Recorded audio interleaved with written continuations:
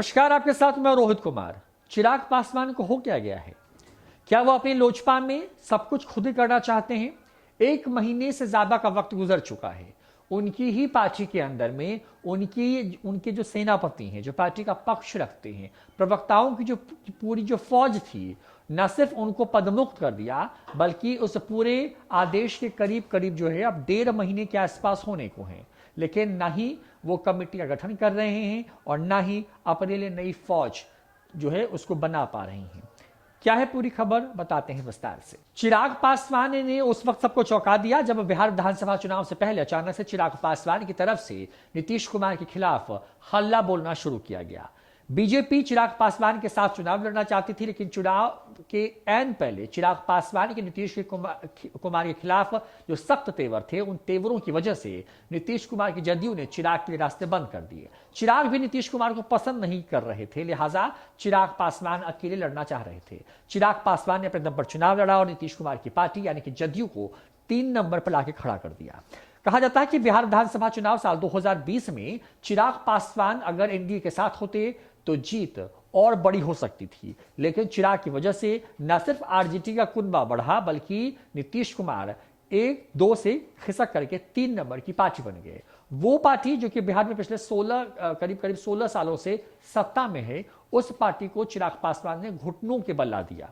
ये सब कुछ राजनीति के हिसाब से चिराग पासवान के यहां चलता रहा, लेकिन चिराग पासवान अपने आप को लगातार अपनी बातों के सहारे जिंदा रखने की कोशिश करते रहे। बड़ी बात यह है कि चिराग पासवान को उस वक्त बड़ा झटका लगा जब उनके खुद के चाचा समेत तो पार्टी में के 6 में से यानी कि उनको छोड़ करके 6 में से 5 सांसदों ने एक अलग गुट बना लिया और चिराग पासवान के खिलाफ ही बगावत शुरू कर दी। इन तमाम चीजों के बीच में चिराग पासवान का हौसला नहीं टूटा। चिराग पासवान अभी भी नीतीश कुमार के खिलाफ बोलते रहे हैं, लेकिन चिराग पासवान जिनके सहारे यानी कि उनकी पार्टी जिसके सहारे वो अपनी बात को पुरजोर तरीके से रखने के लिए जाने जाते रहे हैं, उसी पार्टी में जो है उन्हीं पदों पर अब कोई नहीं है।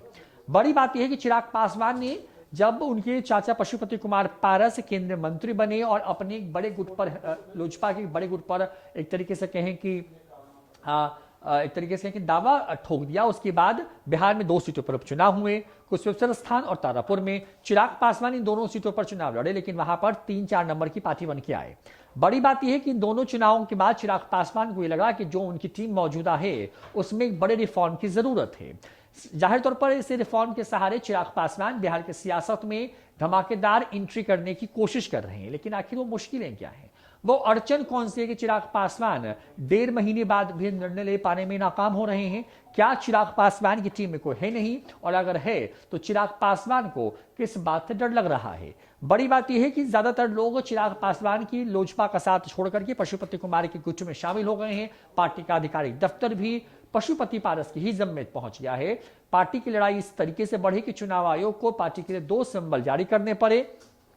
पशुपति पारस ने चुनाव तो नहीं लड़ा, लेकिन चिराग पासवान वाली जो रामविलास पासवान लोजपा है, उसने न सिर्फ चुनाव लड़ा बल्कि हेलीकॉप्टर छाप के सहारे बिहार की राजनीति में अपनी उपस्थिति बनाए रखी। लेकिन सवाल अभी भी वही है। सवाल ये कि पार्टी के सभी प्रकोष्ठों को भंग करने वाले चिराग पासवान की पार्टी में न तो कोई प्रवक्ता है, न किसी प्रकोष्ठ का कोई अध्यक्ष और न ही कोई कमेटी है। चिराग पासवान अकेले ही क्या सब कुछ करने की कोशिश कर रहे हैं? नेता बहुत से हैं, अपनी बात को रखते भी हैं, लेकिन आखिर वो मजबूरियां कौन सी हैं जिसकी वजह से चिराग पासवान कोई निर्णय नहीं ले पा रहे हैं?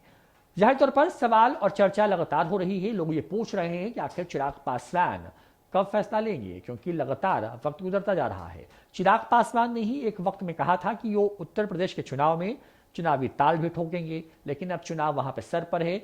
देश के 5 राज्यों में विधानसभा के चुनाव होने वाले हैं, दिल्ली में एमसीडी के चुनाव हो रहे हैं। इन तमाम चीजों के बीच में चिराग पासवान की जो लोजपा है वो अब कहीं ना कहीं तरीके से कहीं कि साइलेंट मोड में उनके ही तरफ से डाल दी गई है। अब ये जो म्यूट चिराग पासवान ने अपनी ही पार्टी को कर रखा है, उसको वो अनम्यूट क्यों नहीं कर पा रहे हैं, ये बड़ा सवाल है। क्या लगता है आपको, क्या वजह हो सकती है कि चिराग पासवान फिलहाल निर्णय नहीं ले पा रहे हैं?